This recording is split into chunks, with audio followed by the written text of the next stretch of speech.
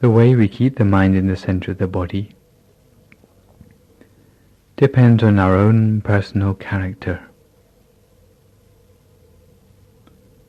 Some people like to keep the mind in the center of the body by visualizing a bright object there.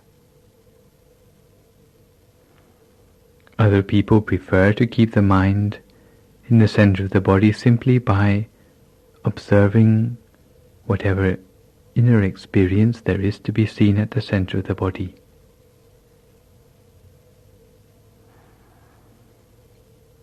If you find that for you the first method is more appropriate, then imagine a bright object such as a shining sun, a full moon, a shining star, or even a crystal ball, as if that bright object, the object of your choice, any one of the four, is floating in the center of your stomach. And imagine that object as continuously as you can, for as long as you can, without letting the mind wander anywhere else. Imagine with a soft and gentle attention, an attention so soft that it is like a bird feather floating down to settle upon the surface of some water, floating down so lightly that it doesn't even break the surface of the water. Such is the gentleness of the attention we need to imagine our bright object continuously at the center of our body. This is the first way of imagining, by visualizing a bright object. A second possible way of maintaining the mind at the center of the body is simply by observing without imagining anything, observing whatever there is to be seen at the center of the body.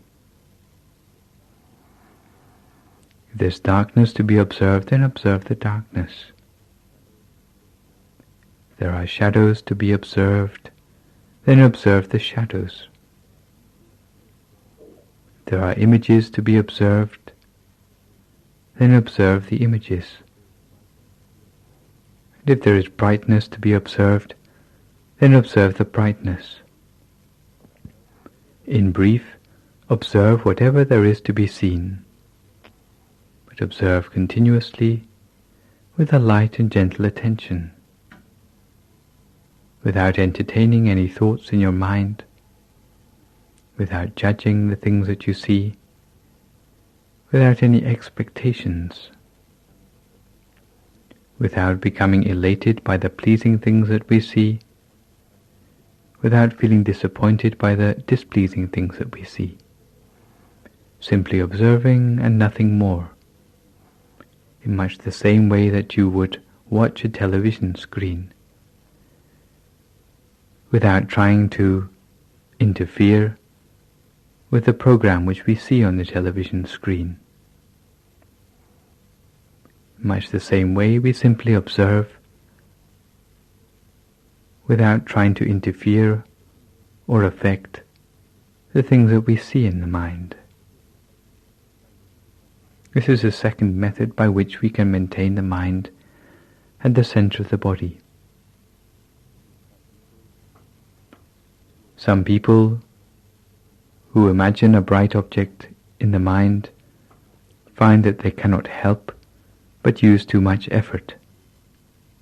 They may end up with a feeling of tension across their eyebrows or maybe on their shoulders. If you have a tendency to such tension, then maybe for you the method of observation is more suitable.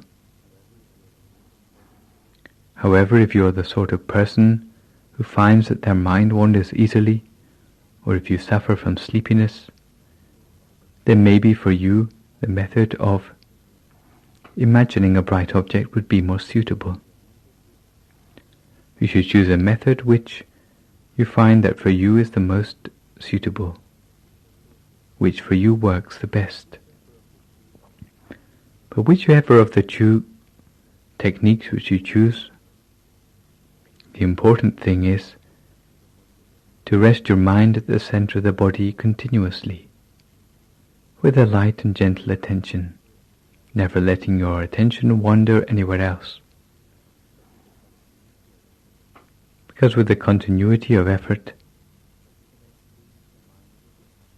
eventually the mind will become more subtle.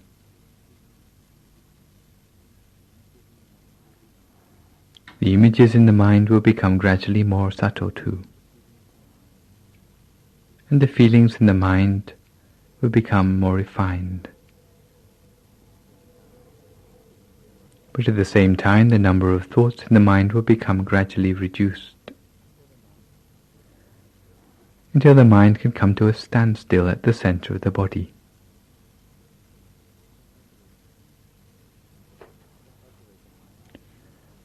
So cultivate the mind in this way, using your chosen method, using your chosen object of meditation, with a light and gentle attention, as continuously as you can, for as long as you can, without letting the mind wander anywhere else. If you find that you suffer from a continuous stream of thoughts in the mind,